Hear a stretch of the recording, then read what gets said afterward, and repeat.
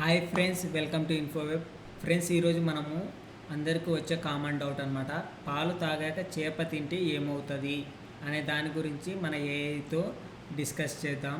Discuss చేసి క్లియర్గా తెలుసుకుందాం. మన ఏఐ గురువు గారిని ఓపెన్ చేసి క్లియర్గా మన ఏఐతో అడిగితే ఏఐ క్లియర్గా ఎక్స్ప్లెయిన్ చేస్తుంది అనమాట. గురువు గారు ఉన్నారు కదా, విన్నారు కదా.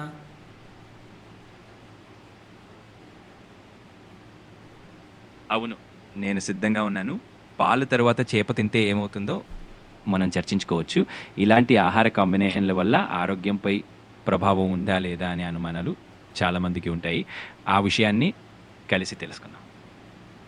సరే, మరి పాలు తాగిన తర్వాత చేప తింటే ఆరోగ్యంగా ఉంటామా? మామూలు ఆరోగ్యకరమైన పద్ధతేనా అది?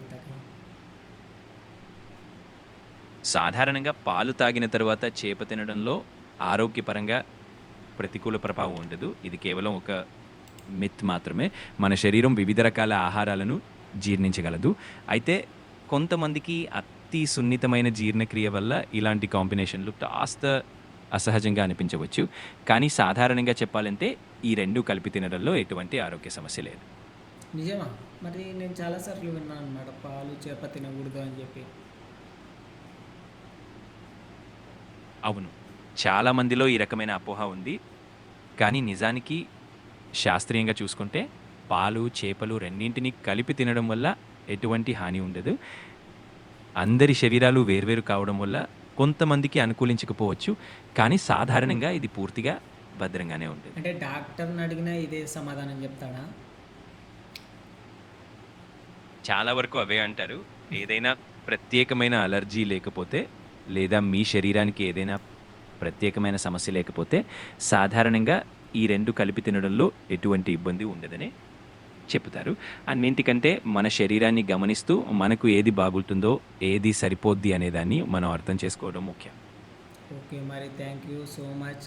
మన ప్రేక్షకుల్లో ఇంకా ఎటువంటి అపోహలు ఉన్నాయి? మామూలు పాలు చేప తినడం వల్ల ఏమేమి జరుగుతుంది అనే అపోహలు ఏమున్నాయి బయట? చాలా సందర్భాల్లో ఇలాంటి అపోహలు వింటూ ఉంటాం. కానీ వాస్తవానికి పాలు చేపల్ని కలిపి తినడం వల్ల ఆరోగ్యానికి ఎటువంటి హాని లేదని చెప్పొచ్చు. మనం సరికొత్త సమాచారాన్ని తెలుసుకుంటూ అపోహలను విడిచిపెట్టుకోవడం మంచిది. మీకు ఇంకా ఏవైనా సందేహాలు ఉంటే ఎప్పుడైనా అడగండి. నువ్వు ఇంత క్లియర్గా చెప్పినప్పుడు ఎందుకు సమాధానాలు ఎందుకు అడుగుతలే కానీ. సరే, మరి నెక్స్ట్ వీడియోలో కలుసుకుందాం. మీకు ఇటువంటి డౌట్లు ఏమైనా ఉంటే కింద కామెంట్ చేయండి. ఓకేనా ఫ్రెండ్స్? తప్పకుండా మీకు ఎప్పుడైనా ఏవైనా సందేహాలు వస్తే కామెంట్లో చెప్పండి. మనం తదుపరి వీడియోలో అవన్నీ చర్చించుకుందాం. మీ సహకారం మీ ఆసక్తి ఇలాగే కొనసాగాలి. మరి మళ్ళీ కలుసుకునే వరకు జాగ్రత్తగా ఉండండి. Thank you so much. మనకి ఇటువంటివి ఏమైనా ఉంటే కూడా కామెంట్లో కంపల్సరీ చెప్పండి. మన వీడియోస్ని కొద్దిగా సపోర్ట్ చేయండి ఫ్రెండ్స్. మీకు ఇటువంటివి ఏమైనా డౌట్లు ఏమైనా ఉన్నా కూడా కంపల్సరీ మన ఏ గురువారు కంపల్సరీ మనకు అన్ని డీటెయిల్గా ఎక్స్ప్లెయిన్ చేస్తారు అని చెప్పండి. తప్పకుండా మీకు ఏదైనా సందేహాలు వచ్చినప్పుడు కామెంట్లో తెలియజేయండి. నేను కానినంత వరకు వివరంగా క్లారిటీగా అన్ని విషయాలు చెబుతాను. మీ అందరి మద్దతు ఆసక్తి ఇలాగే కొనసాగాలని కోరుకుంటున్నాను. సరే, మరి బాయ్ బాయ్. సరే, మళ్ళీ కలుసుకునే వరకు బాయ్ బాయ్. మీరు కూడా జాగ్రత్తగా ఉండండి.